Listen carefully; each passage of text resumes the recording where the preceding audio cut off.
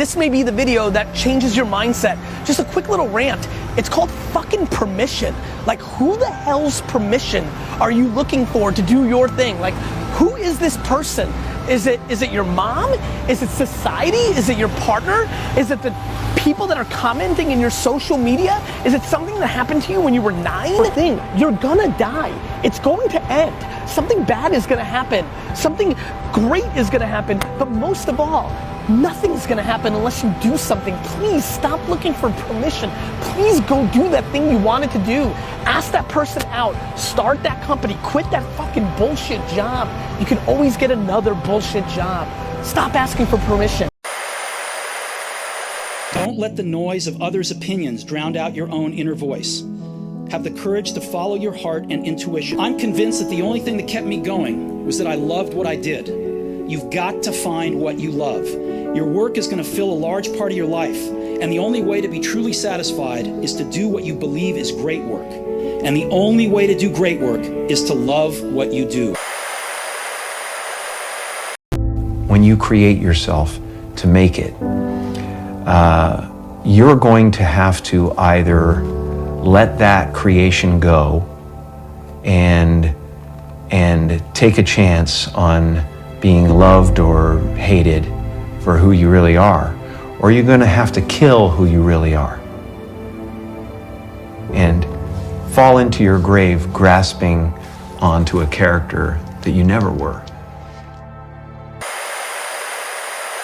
It's very simple.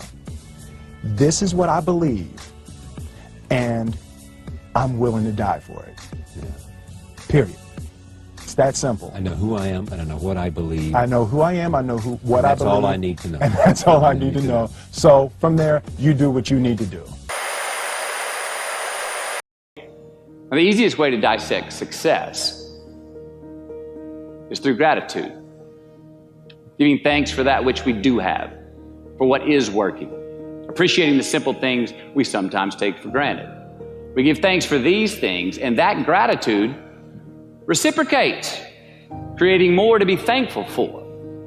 It's really simple, and it works.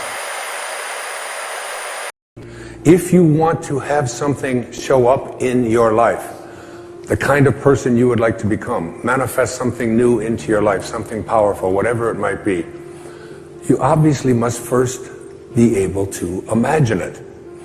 Your imagination. This is yours and yours alone. You can place anything into your imagination that you want to place there. Independent of what anybody else says about it, independent of what your senses tell you, independent of all the evidence that may be to the contrary, you can place into your imagination an I am that represents what you would like to attract into your life. Decide to develop the habit right now, the habit of focusing on what's right in your world instead of what's wrong. The habit of focusing on what you do have instead of what you don't have in a situation. And as basic as that is, and as well as you know it, you've got to make it a habit. Because those habits form the chain of your ultimate character, of who you become and how you end up living your life. We've got to condition ourselves, because if we don't, we'll go back to the automatic state that most people live in today's society. The next thing we need to develop is develop your will. Will is really important. Will is almost like a muscle in your mind, and you use that to pull and control your awareness and take it from one area of the mind to another. And the will needs to be developed, and same like concentration, if you don't cultivate the will, it doesn't grow. And this is something that really needs to be cultivated. How do you develop the will? There are 3 very simple ways to develop the will. 1 is you finish what you begin.